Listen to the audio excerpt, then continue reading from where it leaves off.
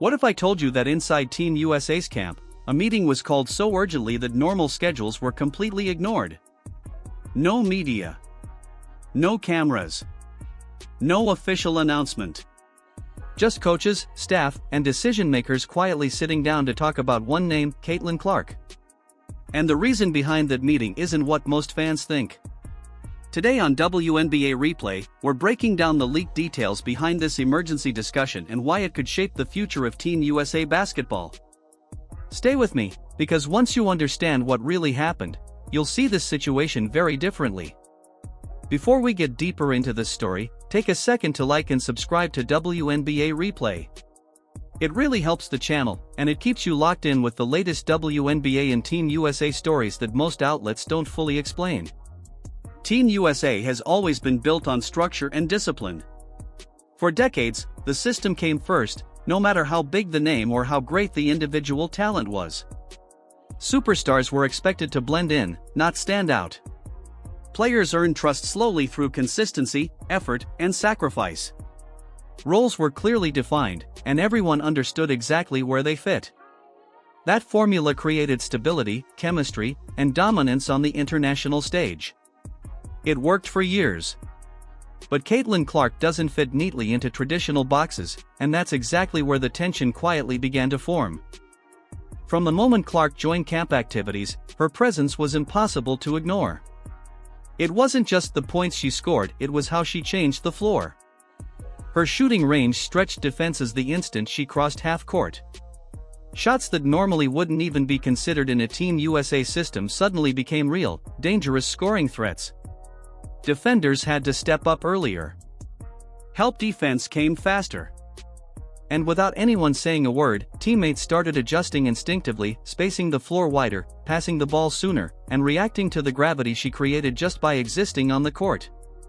According to sources close to the program, one specific practice session became the turning point.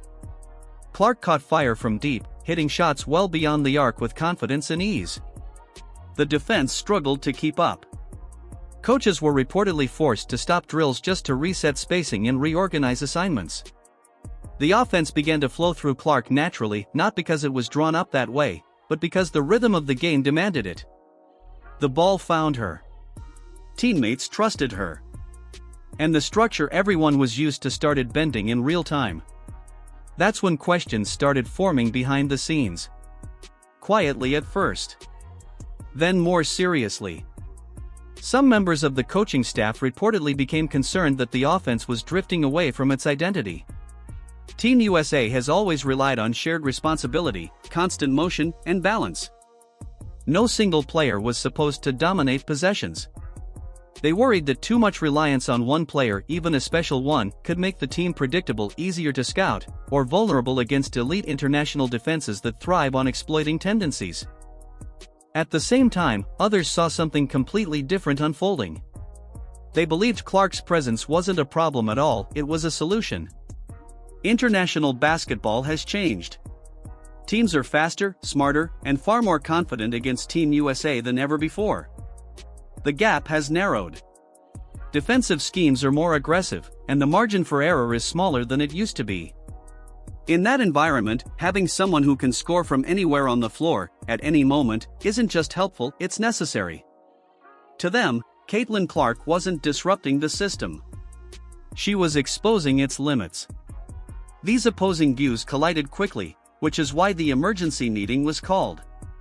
Coaches, assistants, and analytics staff reportedly sat down to review film, data, and scenarios. They looked at how defenses reacted when Clark had the ball. They studied how teammates moved differently when she was on the floor.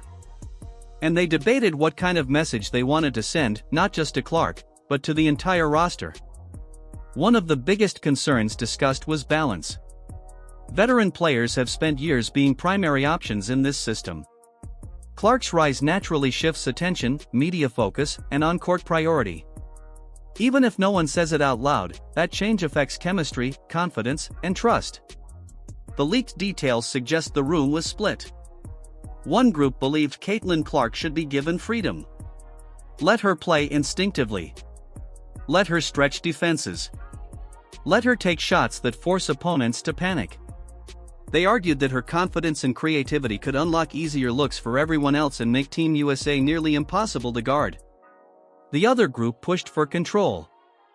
They believed Clark should operate within specific sets, with defined moments to attack, to protect team flow and ensure veterans remain comfortable in their roles. Their fear wasn't Clark failing, it was the system losing its identity. This debate wasn't emotional. It was strategic. And that's what makes it.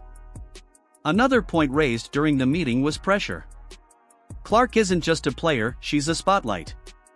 Every move she makes is watched, replayed, and debated. Some coaches worried that relying too heavily on her could place unfair expectations on a young player in a high-stakes international environment. But others countered with a hard truth. Clark has been under pressure her entire career. She didn't shrink from it in college.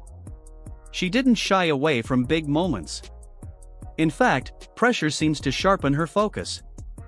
And that's where things get uncomfortable. Because if you limit her too much, you risk taking away the very thing that makes her dangerous. Her confidence. Her range. Her fearlessness.